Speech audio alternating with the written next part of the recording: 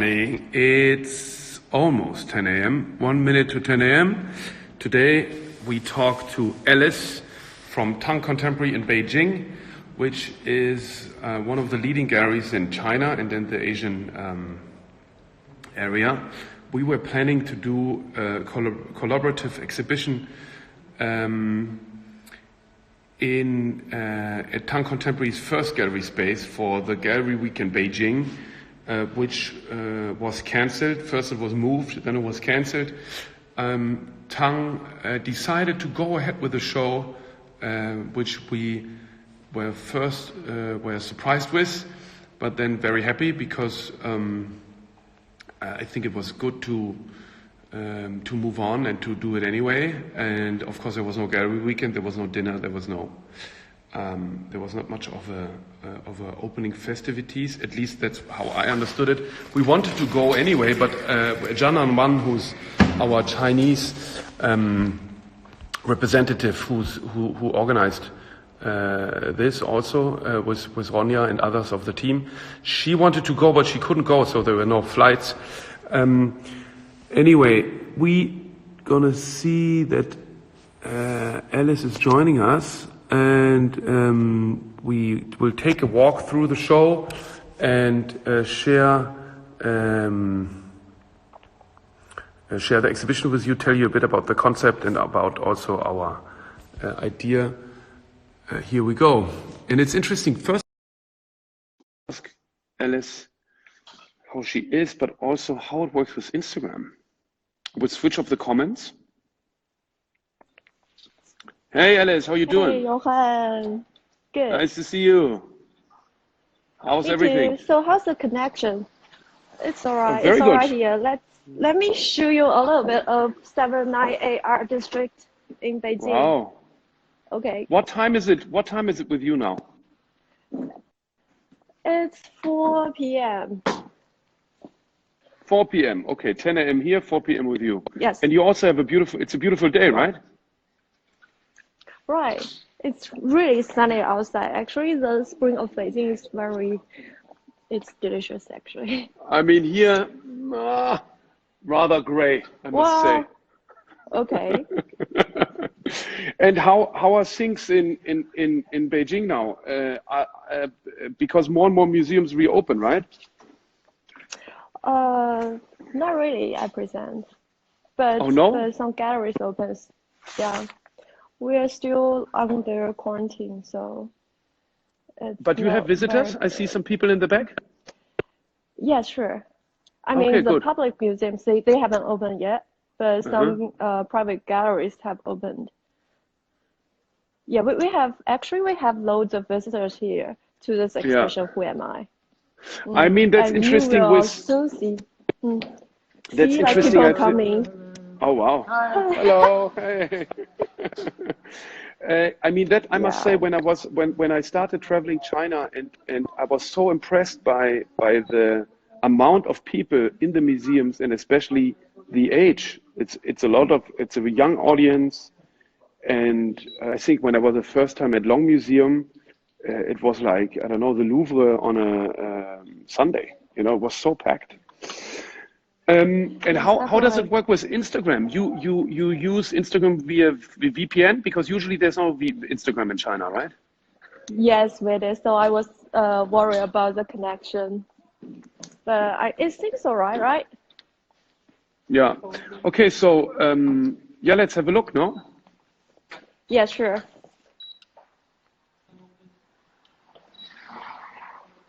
Now enter into the exhibition.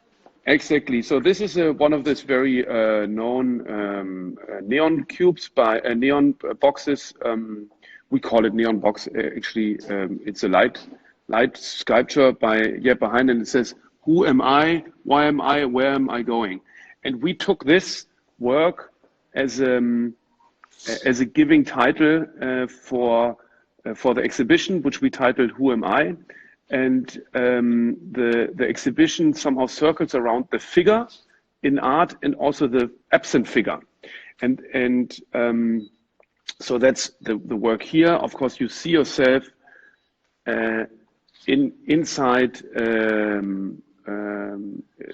inside the artwork, looking into it and be reflective. And the first sculpture we see now is Liu Wei, who also kind of, when you look into the big space, her name is Liu Wei, right? Li Wei, yes. Li Wei, yeah. sorry for the pronunciation. So in Li Wei also, maybe you can tell more about her. She's a figurative artist, no?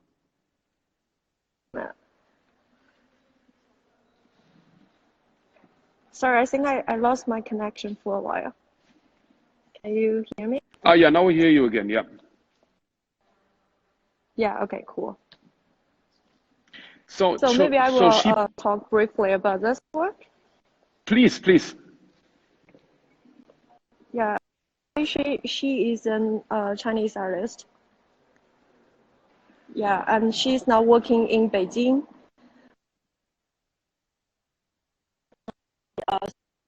And geopolitical.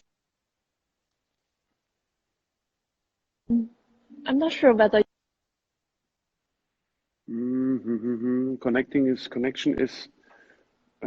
How's it now? Maybe the connection at the entrance was better. You think it's connected? Yes, no, but probably. Now I hear you again. All right, sure. So Li Weishi is working in Beijing, and this work is called Once Upon a Time. Mm-hmm. Yeah, she is presenting 6 very famous figures, but in their childhood. So probably you can recognize who they are.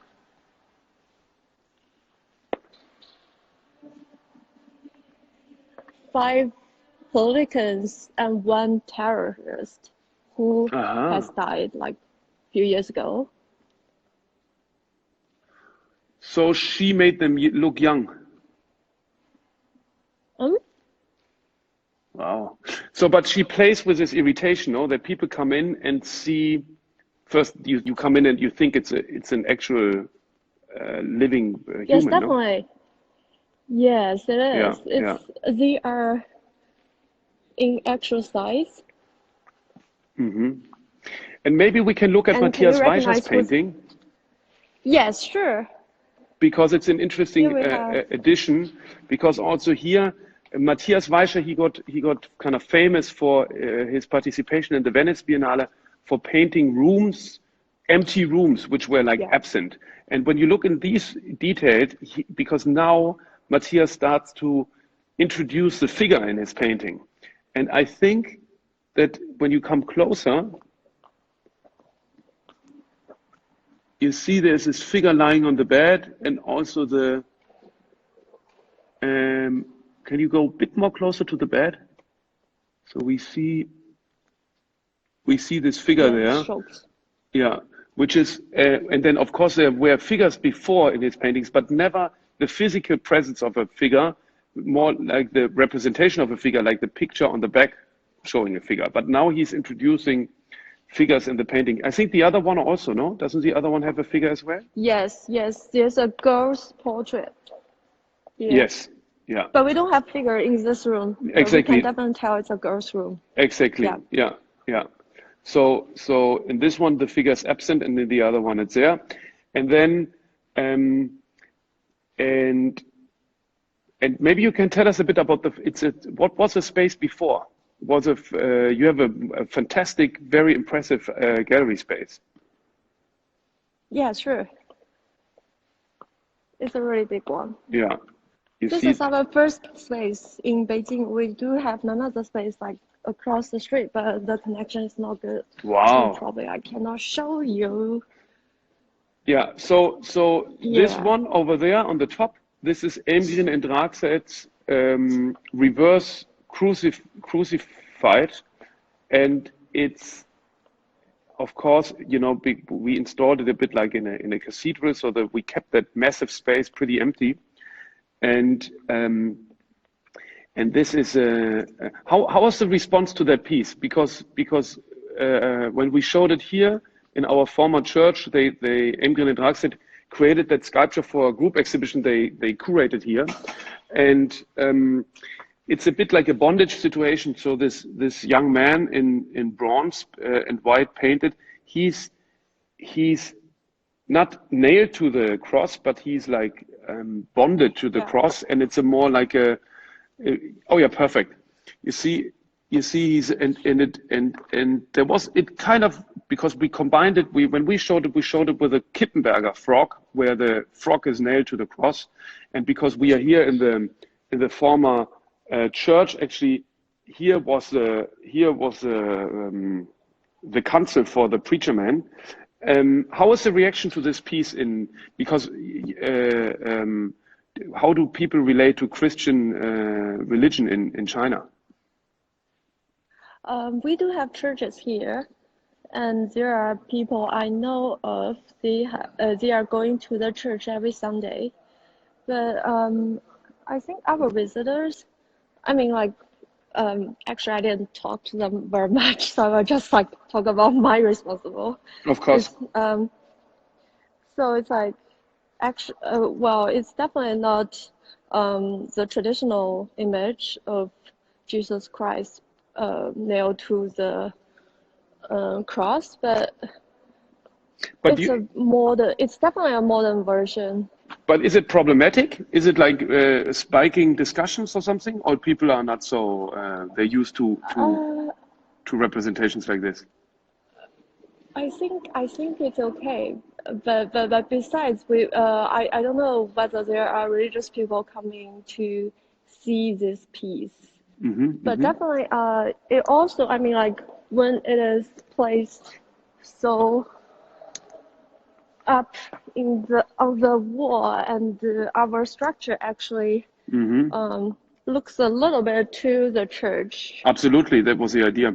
And then to the left, the big painting is by Norbert Biscay, and it's interesting that we have this whole bondage situation on the top. It's a lot of Berlin artists, and Norbert.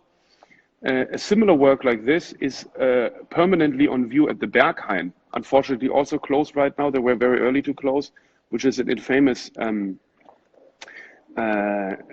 techno club in Berlin. And this is like, how's the response to this work? Because it kind of shows a catastrophe at the end of the world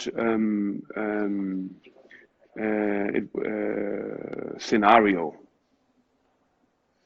Yes, I mean, the big trauma, it also reflects to the reality now. Somehow. Can you go a bit closer? We can see some details. Yes. It's beautifully installed. Here you see like helicopters. It's very striking. Yeah. And the swirling people who's screaming. Yeah. And houses flying around.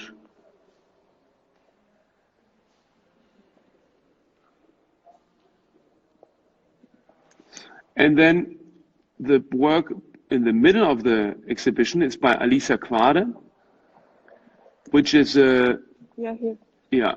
Wow, you have a lot of visitors. I mean, usually I guess it's so much more full, no? It depends, but maybe because actually this exhibition they have been posting on our Chinese social network, and then like there are many visitors coming to see the work. Is Alicia I think also she's quite popular in China, no?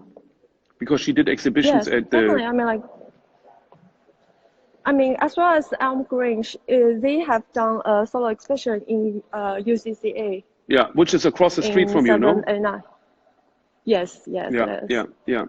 And so maybe we can look a bit more into detail of the Alicia work. So because it's an evolution of so you have these tubes, and then there is in the tubes there's this formation of the trees. Yeah, many of my friends, they think it's real tree, even if they have looked at it. It appears as real tree, yeah, but it's a replicated. Yeah, definitely.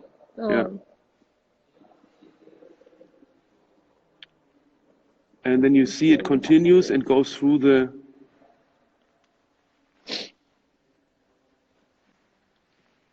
whole space like like a line. beautifully. It's very nice installed, everything. Was it a complicated install? It's all right. I think the packing is more complicated. Yeah. And Unless this work is all right.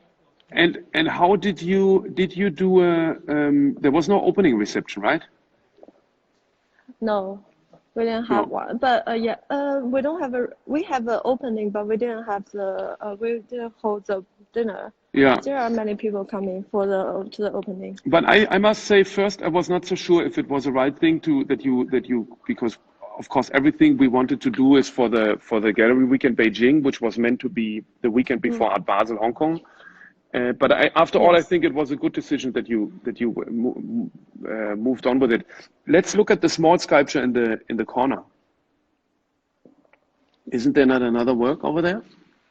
Yes. Oh, that's Erwin Wurm, right? Worms. Yeah, we had him here. We had him here on the show, and it was interesting because he said, in fact, for him this is an abstract sculpture, but of course it represents a figure. But just because of the combination of the sausages, it reminds us of a human figure, or like a I don't know, almost like invented like horse figure or something.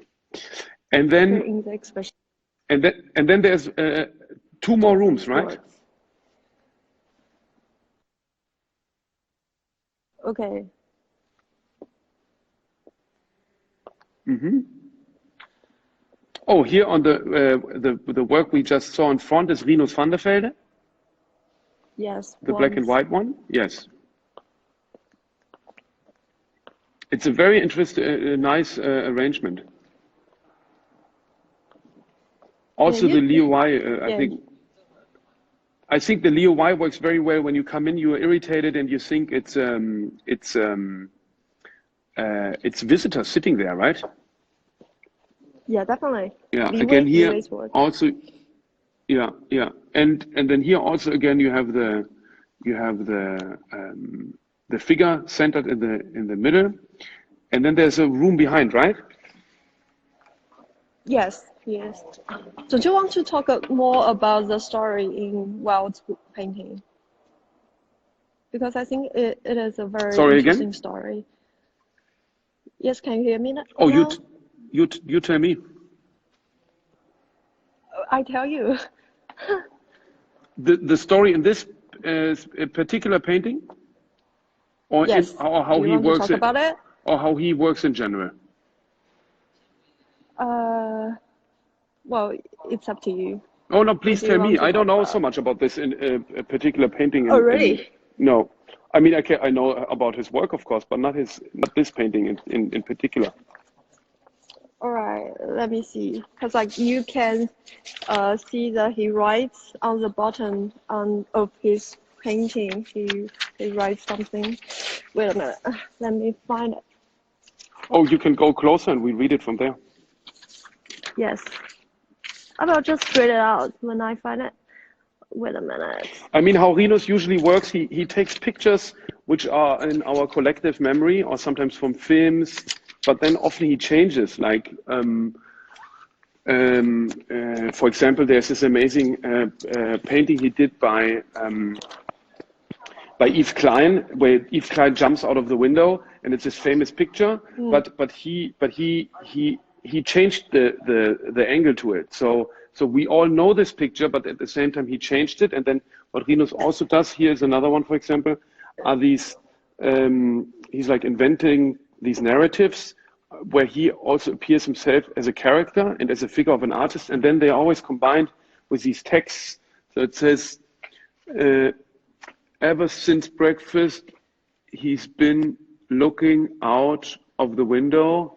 I can hear all his pores growing and his eyes are flashing a fluorescent green.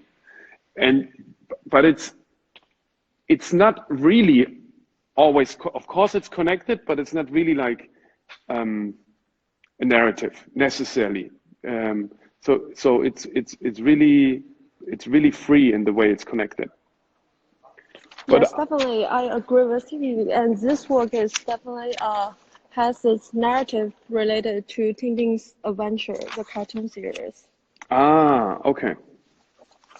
Yeah, and what he wrote on the bottom of the painting is like, in the dark alley at the back of my studio, overcast by the shadows of the night, strangers kept appearing and searching my trash in the hope to find a thrown away masterpiece that was still intact enough.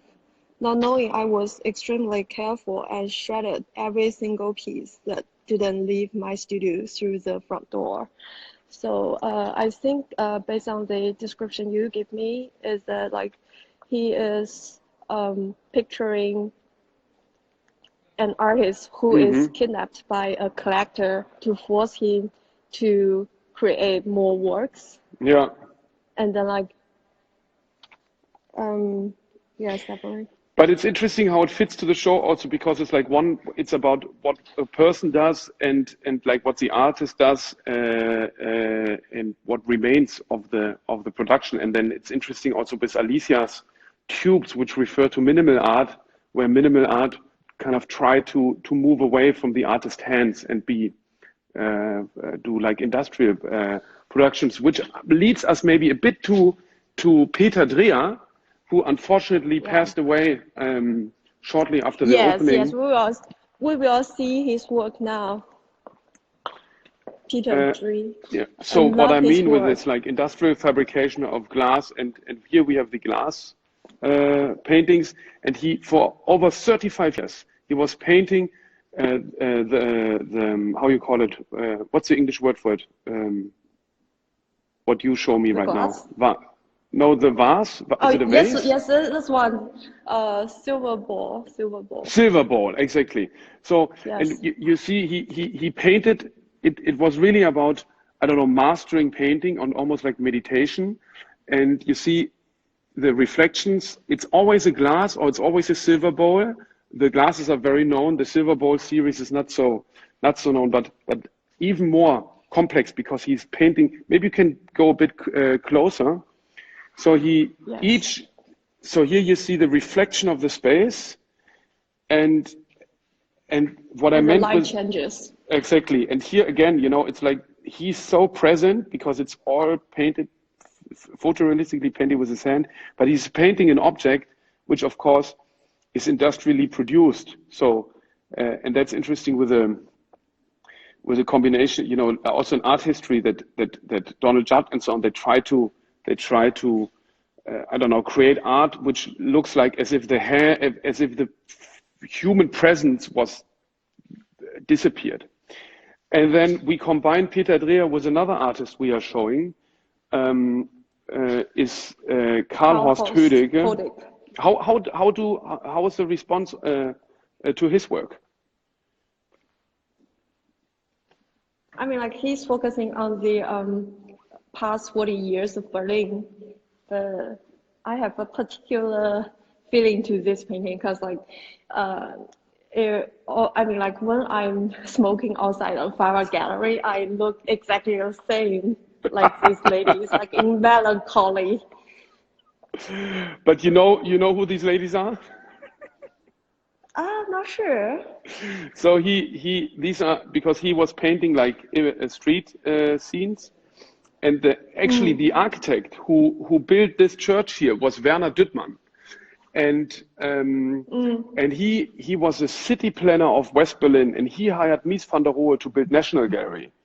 And then and this what he painted there are two prostitutes sitting on Potsdamer Straße, and then when because it was very weird that they built National Gallery on where it's built, because it was a really bad neighborhood. And then Werner Düttmann made this very famous comment in the parliament, in the city parliament meeting, and said, so because they were like, yeah, I don't know if that's the right place, because he went to the Netherlands to convince Mies van der Rohe to build this building, and then Mies van der Rohe used the Bacardi headquarters layout for Berlin, and then they were wondering why they would put a museum in this area of the city, and then Düttmann said, yeah, but then we only have to see how we get the prostitutes to come visit the museum. So I do have a quote relative to your story, Yeah. to the story of this painting. Picasso, he has once said, "Art and sex are the same thing." Yeah, you can see that, especially always when the artists are getting older, like also Hödecke now, his late work really reminds strongly of the very late work of Picasso. But maybe we look at other paintings of this is a very nice combination to the painting, to the sculpture in the main room, because this is like a crucifixion. And Hödecke, he was known for painting not with oil paint but with household paint, because he was very impatient and he didn't want to wait until the paint dries. Yeah. So he all these paintings are pretty quickly. You can see the blank. Yeah. Yeah. And also very interesting is that he's a very important teacher. You know, he was a teacher to Maria Eichhorn. And here again, it's very much typical for Berlin, and especially these days, but usually also Berlin is quite empty. The figure is very absent. So there's no, and there was a house. It's a typical scene from Berlin that you see houses been bombed away in the Second World War and haven't been replaced, you know. So we have a lot of empty lots all over the city. Still now. Still now, yes, a lot, really a lot. Yeah. I thought it's because of the COVID-19, because people are restrained. No, of course. Now it's even emptier, but also if you compare Berlin to, because of the Second World War, I think, and the divided city. If you compare Berlin to metropoles like London or Paris or New York, it's so crowded in the streets, even in more remote areas. Berlin is usually quite empty.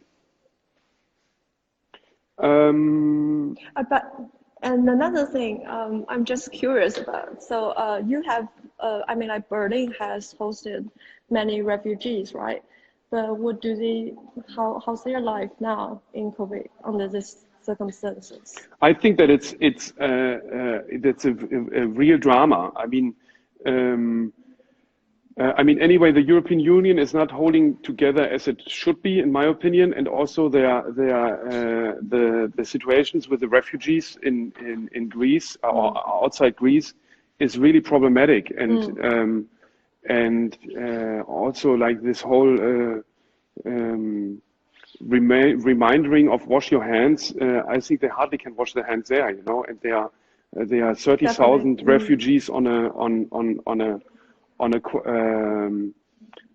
a camp where it's built for 6. So no, it's a really humanitarian crisis.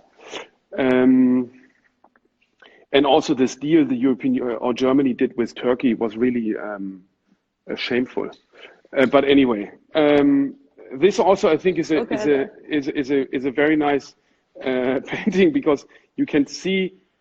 At least I feel that you really can see the movement almost of this foot, you know, with the energetic brush strokes of this.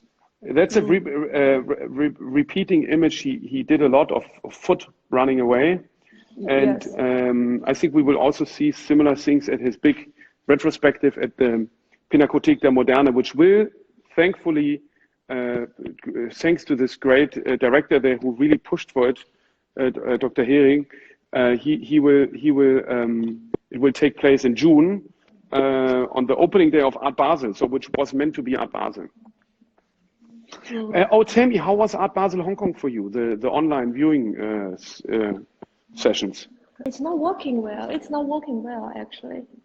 We have asked many of our collectors, have they checked Art Basel online viewing rooms, and they said the operation is too difficult for them. They have clicked like thousands, they have to click many times to see a work. So I don't think it works well as it should be. So I think they have to. When we're talking about online art fairs, like they have really to make effort to make the online platform works for users. It's really not user friendly. So It is like a tragedy for us because like Art Basel is a very important art fair in the year, but we don't. It's not efficient at all for us. Okay, hopefully it will get Okay, better. Exactly. Let's go to the last room. It's a very big exhibition. Wow. Yes, sure. Yeah, for us also, we had like Art Basel. Yeah, sorry. I mean, like, thank you for collaborating with us to present all these amazing works here. We are very pleased to see these works. I'm looking forward what you're bringing to Berlin. Which Chinese combinations? Oh yeah, this is beautifully installed. It's Jeppe Hein. Also here, of course, it's related to figures, and only the girl by Banksy is missing. You know? And then here to the left we have Catherine Andrews. Yeah, where she took elements from the Getty archive and other museums of female ancient sculptures and juxtaposed it with fruits. And then I think there's one more artist in that room. No? Yes, we do. I thought you will be talking about these because I love these. Yeah, very nice. Much. Yeah. Yeah. I mean, it's very. Yeah, this is something you can only really experience in person, right? But it's. Yes, definitely. Oh, can you go a bit closer to the face? Yeah, this is a Greece goddess, maybe. Exactly. And how long is the show up for now? Till 30th of April. Okay. Did you extend it? Yes, we did. Yeah? Yes, we did. I think it was set to end of March, something like that. And then on the opposite side, there's John Seal. Yeah. Which is also interesting because one is a painting and the other one is a painting sculpture, right? Yes, this one is a painting sculpture. Yeah. The board is waiting us. This one. Yeah. So we thought it would be an interesting combination how the fruits behind the Greek goddess and the fruits like emptily framed and so you can see through what we just saw. You see the wall behind. I don't know if it was clear visually. Yeah, I mean, like definitely these fruits are representing different things. In Catherine Andrews, like these fruits are, I mean, like it relates fertility. Yeah. I mean, like combining with these girls. Yeah. And also like the representation of women. But like in John Seale's, it's fruits itself as a motif and as the joy. Yeah, joy of a bit. Yeah, the joy of also painting. Huh? It's really unbelievably well done paintings. Yeah. Yeah. But also maybe the whole joy of life too, no? With a balloon by Jeppe. Yes. Yeah. And also the commercial image of nowadays. Yeah. Like you have very vivid.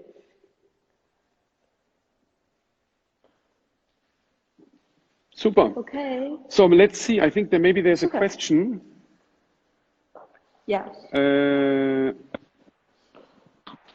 What would you do if you had to close your business? That's in what sense? Is that a question to you, right? What would I do if I would have to close my business? I would become a TV anchorman. I don't know if I'm good enough, but maybe I would try. And are there more questions? No. Someone gives us a hand. That's nice. So we get some applause here. So yeah, thank you so much, Alice, for showing us around. And thank you, everybody, for watching. And I hope to see you very soon in, I don't know, one of the art fairs, or there's another question coming. Is there an online fair that already works? I must say that 10 years ago, we did the VIP art fair. And even though it crashed also like Art Basel Hong Kong now, we did amazing. We sold a very complicated artwork, big installation back then to a very important collector we haven't known then, Dimitri Daskalopoulos, who's really one of the greatest collectors because he's very institutionally driven. And he back then bought Natasha Zadra-Hagigian's installation. And this is an artwork you usually wouldn't be able to bring to an art fair. So I thought it was a real shame that it didn't continue. I don't know, is there more, do you know of other online art fairs? Alice? I think Saatchi, they have some online art fairs. I think that Saatchi has a platform for artists to self-marketing. Actually, that's a good point. I would like to explore this because I'm trying with this 10am series to look into all different aspects of the art world, not only our, I don't know, elitist one, but also in like, I don't know, other you know, it became such a big industry. Let me see, there's more. But, Volume is one lost. more thing to the. Yeah, please. Is it? I mean, like one more thing to the online art fair. I think because like we do have too many art fairs now, and I mean the competition is very intense, and people, I mean, like our collectors, they are feeling tired of all these ongoing art events. Also, I mean, like due to the situation of COVID-19, people are lost their appetite to buy art. Yeah. I mean, like this one other note to Art Basel online this time. So. No, but me too. So maybe this will be the advantage of this whole crisis, that we will, because we, since quite some time, that's why we also did this exhibition with you and looking forward to do one with you here in Berlin. I really hope to work more on collaborative basis. And I find it also in terms of natural resources and the responsibility to our planet, much more, how you call it, longer lasting to do a real exhibition than just doing it, which goes on for 6 weeks or 2 months now, and reaches a wider audience than just an art fair booth, which is only there for 5 days, and then you schlep all the stuff to a convention center to sell it to your collectors back home. You know, it's like. So, are you interested at all in street art? Do you think ever will be the level of fine art? Me personally, not so much, but I find it interesting as a phenomena, and I think we have to take all forms of art serious. What about you, Alice? What's your opinion on street art? I mean, like we do have, street art. You mean the performance, not the graffiti? Because like we have some graffiti, we have many graffiti in 79A. Oh, you. Is it on the wall? Yeah. Ah, okay. So, and are the other spaces also open now again? Yes, it is. Let me try to go to. I'm not sure if the connection is good enough. Do Beijing and Shanghai? Do Beijing and Shanghai compete artistically? Well, that's a question for me. Okay. I think not really. I mean, like these two cities definitely have their own characters. I mean, like in Shanghai, it's like more commercial, and Beijing is more cultural. So people's taste, I mean, like the collectors' taste are different to in Beijing and Shanghai. So I mean, there are definitely like more private museums in Shanghai. Because there are many like big collectors, and I mean the Shanghai government, they are encouraging collectors to build their own private museums. For information, in China, I mean most of the contemporary museums are built by not built by the government, but owned by private collectors or private business enterprises. So I mean, like in Shanghai, there are more. And can you tell us you have three you have a space in Hong Kong, in Beijing, and Yes, also in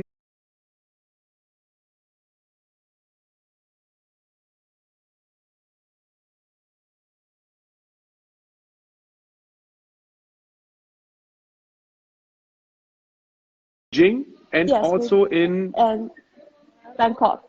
Bangkok.